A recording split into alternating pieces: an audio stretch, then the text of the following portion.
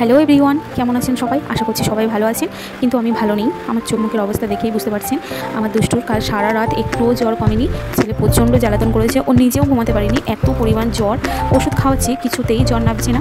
রাত প্রায় 2টো বাজিয়েছে ঘুমাতে, আবার 5টা না হতেই উঠে পড়েছে, ঘুমাতে পারছে না বেচারা। আমরা বড়দের যখন জ্বর হয় আমরা কেমন অসুস্থ হয়ে পড়ি, ও তো কিছু বলতেও পারে না, বোঝাতেও পারে না, কান্নার মাধ্যম দিয়ে বোঝানোর চেষ্টা করে, বুঝতেই পারি না যে কী বলতে চাই। এখনও তো কথাও শেখেনি।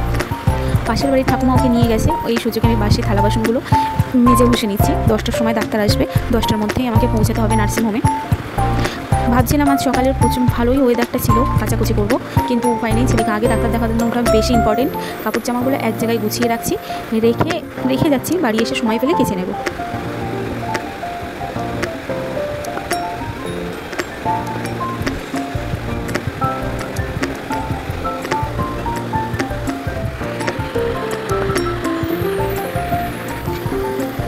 ছেলে তো বমি করছে, কিছু খাচ্ছে না, তাই ভাবলাম ওর জন্য শুধু একটু প্লেন দুধ খাওয়াবো। কিন্তু দুধওয়ালা এত সকালে দুধ দেয় না, 7টা থেকে 7:30 নাগাদ আসে। ওই জন্য এখন ভাবছি ওকে কিছু খাওয়ানোর দরকার, একটু মুড়ির ছাতু করে নিয়ে খাওয়াবো। দেখতে দেখতে 10টা বেজে গেছে, আমরা রওনা দিয়ে দিয়েছি। টিপটিপ বৃষ্টি পড়ছে, চলে যেতে পারবো, এই বৃষ্টির মধ্যে সমস্যা হবে না। মানে একা যাবো ছেলেকে নিয়ে, ওই জন্য টোটো রিজার্ভ করে নিয়েছি। বৃষ্টির মধ্যে টোটো রিজার্ভ করাটাই বেটার। দেখতে আমরা নার্সিংহোমে পৌঁছেও গেছি।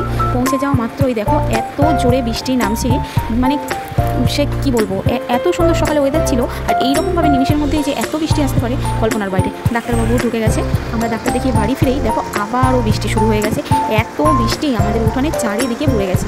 ওর মধ্যে ছোটদা কোদালটা নিয়ে একটু কাটিয়ে দিচ্ছে যাতে জলগুলো পাস হয়ে যায়। তারপরে ঘুমিয়ে পড়েছি, ভিডিওটা অন করতে পারিনি, একেবারে সন্ধ্যা হয়েছে। আমি সন্ধ্যাটা দিয়ে নেবো। ঠাকুরের কাছে একটাই প্রার্থনা, আমার দুষ্টুকে তুমি তাড়াতাড়ি সুস্থ করে দাও গোবিন্দ। তোমরাও সবাই আশীর্বাদ করো আমার ছেলের জন্য, আমার ছেলে যেন খুব তাড়াতাড়ি সুস্থ হয়ে যায়। বেচারা জ্বরে একদম কাহিল হয়ে গেছে, ওর মানে মুখটা দেখার হাল নেই। কী ছেলে আমার কী হয়ে গেছে, ও এতই দুরন্ত, সারাদিন ওরা আমার কোনো ধকল নেওয়াই লাগে না, সারাক্ষণ নিচেই খেলাধুলা করে।